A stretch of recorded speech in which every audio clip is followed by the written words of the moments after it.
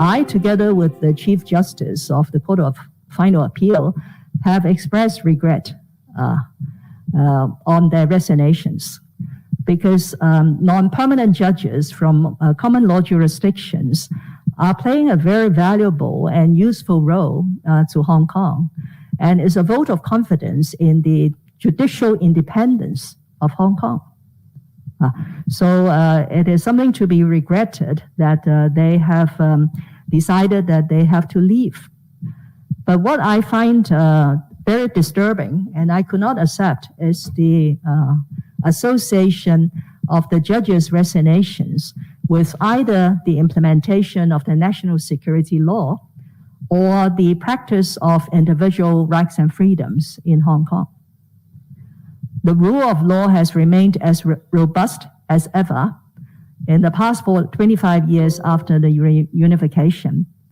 The national security law is a very essential and legitimate piece of legislation to restore law and order in Hong Kong after what we have gone through in the latter part of 2019 with a spate of unprecedented riots all over the territory. And every country has a national security law. Our national security law is much narrower in scope and is very clear on the 4 types of offenses. And our national security law is perhaps one of the few worldwide that allowed non-Chinese national judges to adjudicate, right? In most jurisdictions, if you want to sit on a case concerning that country's national security, I gather the basic requirement is the judge has to be a national of that country. But in our case, because of the provisions in the basic law, and we do have a lot of non-Chinese national judges sitting not only in the Court of Final Appeal, but at various levels of the judiciary. So the NSL, the Hong Kong National Security Law, does not prohibit overseas judges or expatriate judges to adjudicate on cases concerning the national security law. So now to use that excuse as a reason of no longer sending out judges, serving judges to sit on the Court of Final Appeal is totally untenable. And there is also a misperception that overseas judges sitting on the Court of Final Appeal is a legitimate endorsement of the government. That is never the case. I would suggest you can go back to all the documents we issue about the appointment of CFA judges. They are much valued in helping Hong Kong to safeguard judicial independence. They are not lending us any legitimacy. Us means the administration. So to suggest on this occasion that they could no longer sit on the Court of Final Appeal because to do so would appear to endorse the administration is a very fallacious argument.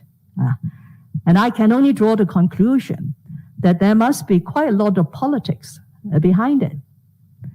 And in fact, in the last 15, 16 hours, all the commentators in Hong Kong, including very distinguished senior counsels, have all suspected that this is a sort of political manipulation.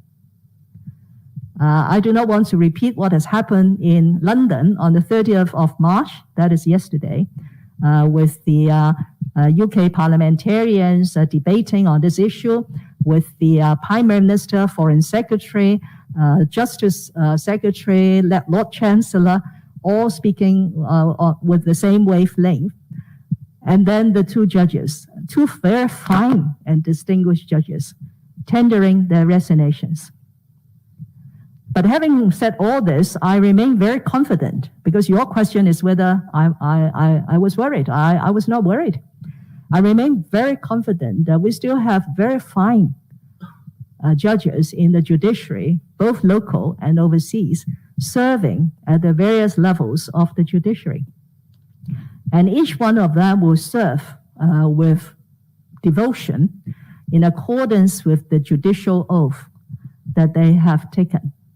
So Hong Kong will continue to benefit significantly from an independent judiciary who will adjudicate without fear or favor. And I'm sure that we will continue to see fine judges being appointed at the various levels of the judiciary. Thank you.